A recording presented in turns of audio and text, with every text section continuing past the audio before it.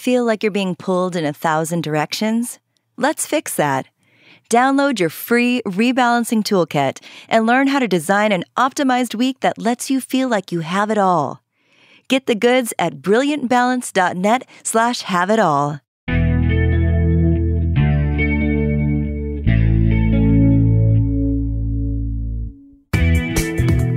I'm Cherylanne Skolnicki, and this is Brilliant Balance, the show for working women who are ready to shine.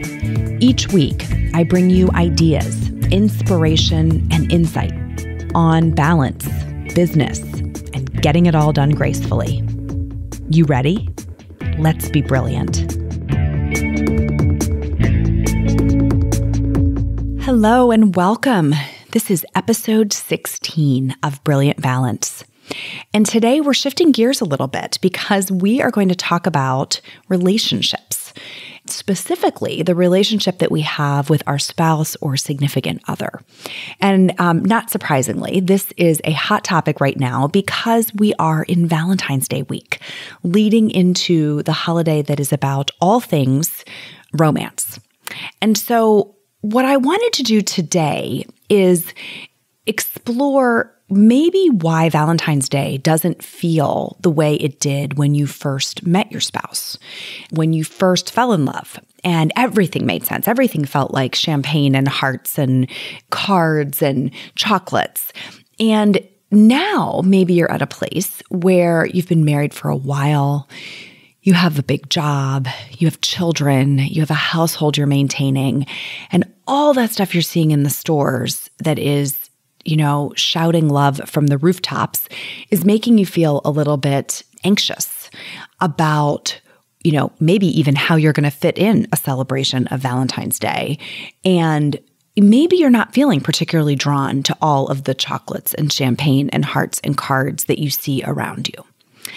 And I have a hunch about why that might be, because that sentiment is pretty typical for women who have been in marriages for a while or in relationships for a while, particularly those of us with children.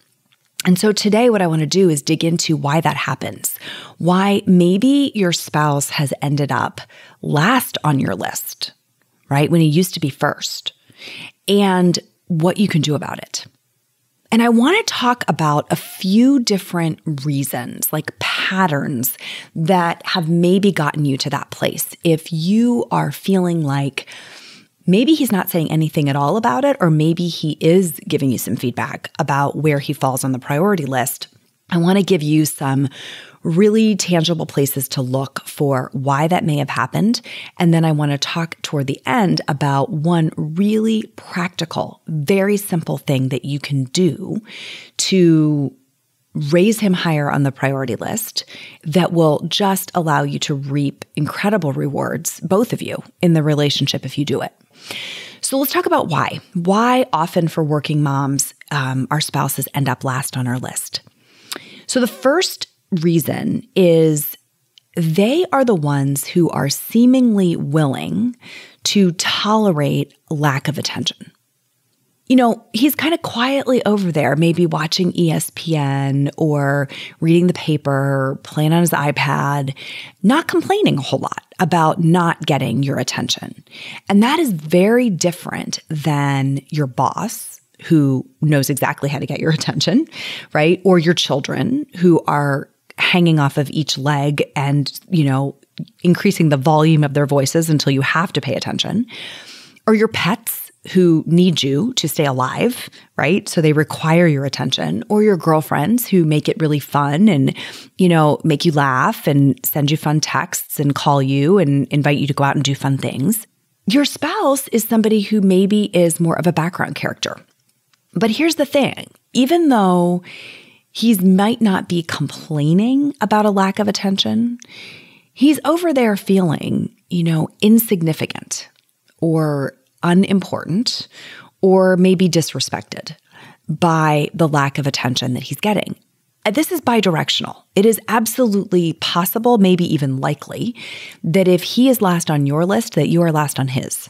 Right? That there is a pattern of putting everyone else's needs ahead of the needs of each other.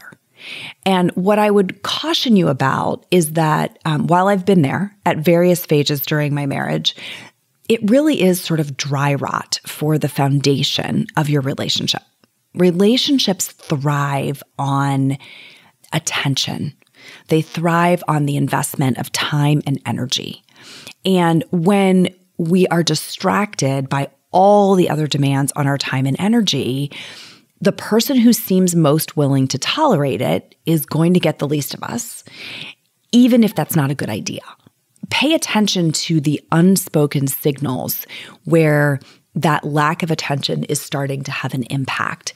And maybe ask him, right, how he's feeling about the amount of time the two of you are spending together or the quality of that time. And be in dialogue about it, because it can have a massive impact when you're in dialogue about this. Here's the second reason that I see this pattern happen a lot, where we end up last on the list. And you might be surprised by this. It's the pattern of being in a divide and conquer mindset versus a collaborative mindset, right? Or a pattern of leveraging divide and conquer as a strategy for running your household versus collaborating to run your household. So here's how this works. In the name of efficiency, most married couples, especially those with children, are splitting up the tasks. So you mow the lawn and I'll clean up the house. You run to Costco and I'll run to the grocery store. You take this kid to soccer and I'll take this other kid to piano. So the outcome of that pattern is we are doing less and less together instead of more, right? We're seeing less of each other instead of seeing more.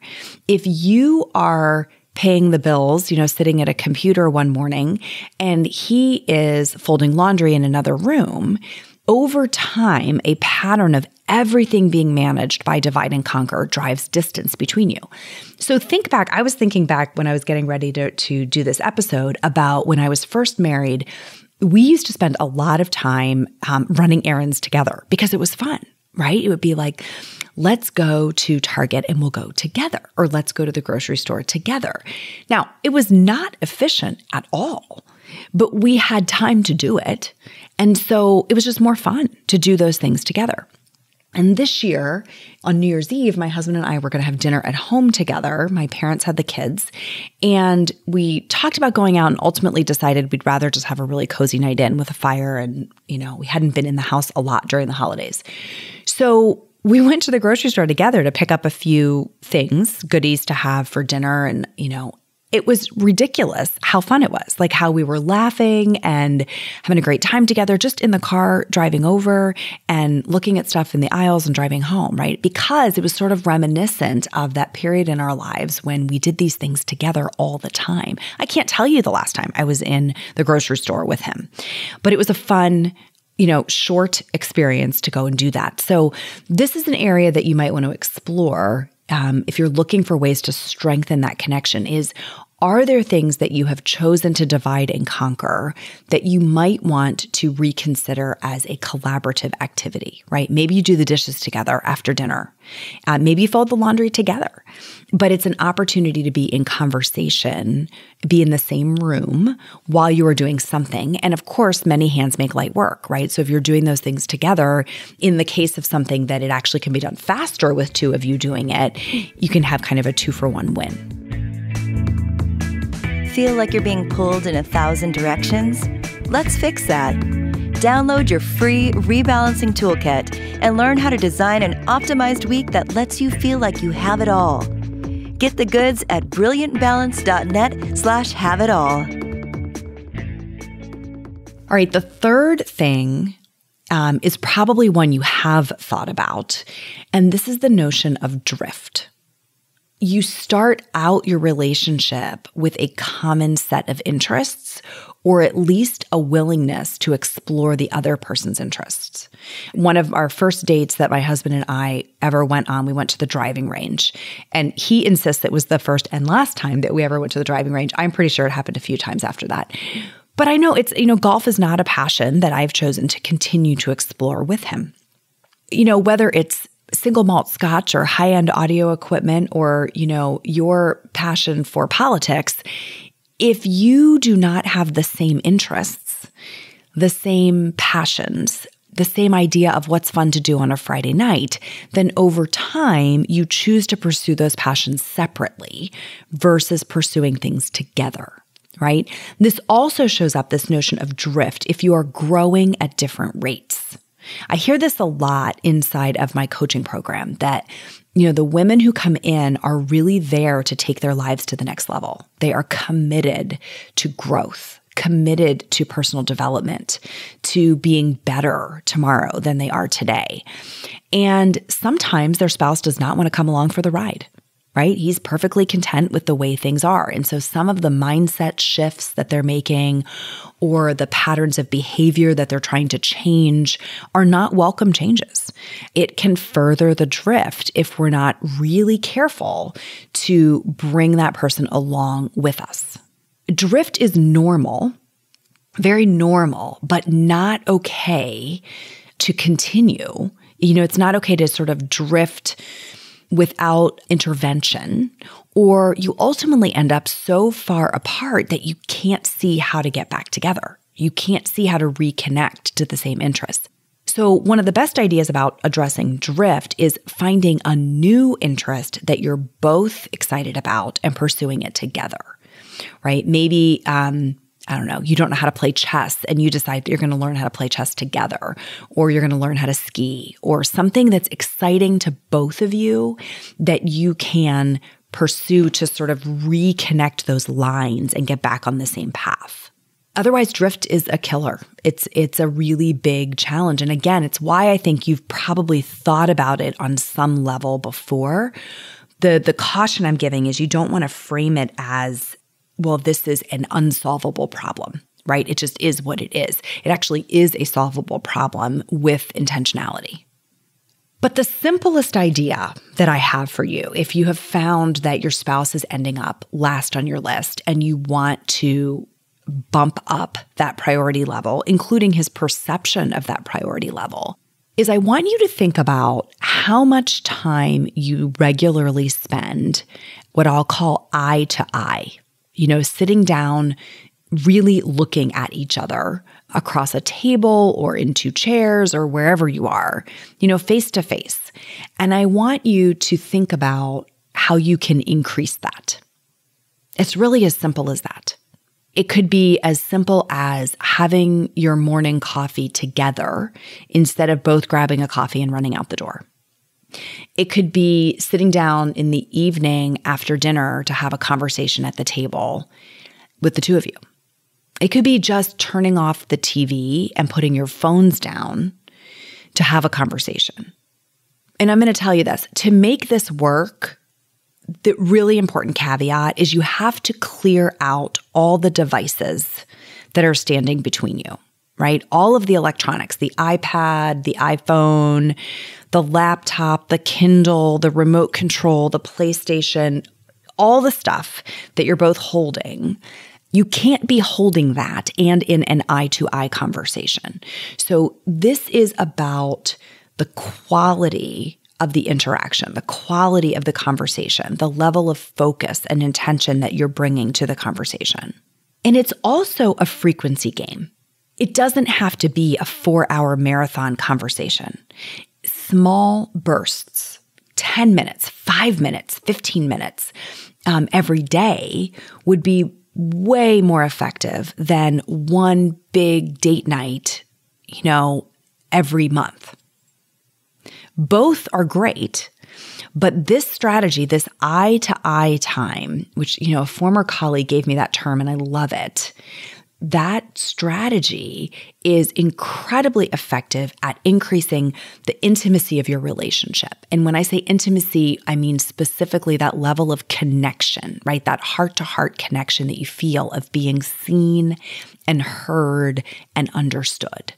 So for most of us, as women, we like to talk. So you want to be careful that this is a two-way conversation, that when you're in this, that you're making time to listen, and you may have to drag it out of him, in addition to having time for you to talk. But both of those being in both states where you're getting to share and also where you have the opportunity to listen drive this level of connection. Because what we're after here is the other person feeling like they are a priority.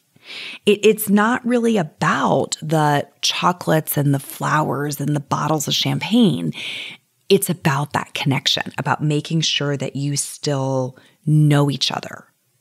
That one strategy can be a total game changer in your relationship. And I think this is the perfect week to put some time and energy into thinking about how you could implement that.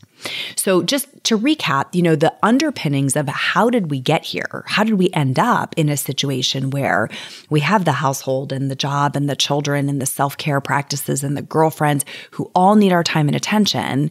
How did our husband end up last on our list? It really comes down to who seems to be able to tolerate that lack of attention. And again, that can be deceiving. I think there's at play this divide and conquer versus collaborate strategy for how we run our households.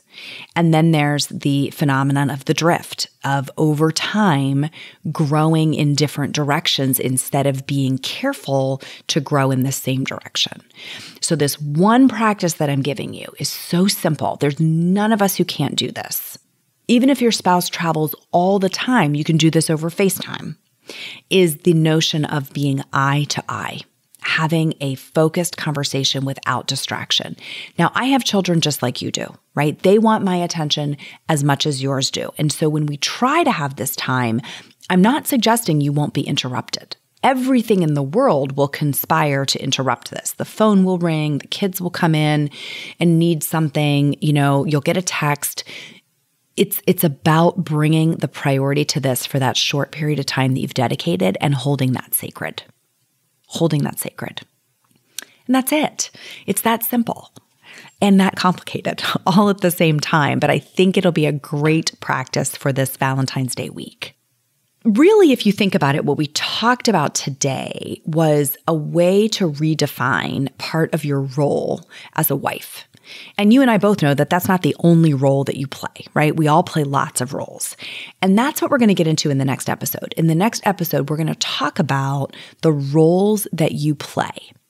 And we're going to examine how you might be operating under essentially an imaginary set of rules for each one of those roles. And then I'm going to give you some ideas of what you can do about it if you are, because this is good territory. You'll be amazed by the freedom you feel when you rewrite the rules in a way that works for you. We're going to do that next time. So that's it for today. I want you to make sure that you get into our Brilliant Balance Facebook group. You just go to Facebook, search in groups for Brilliant Balance, and you'll find us there. There's a whole group of like-minded women. My team is in that group. I'm in that group, and we're on call to answer your questions. So I will see you in there. And in the meantime, go be brilliant.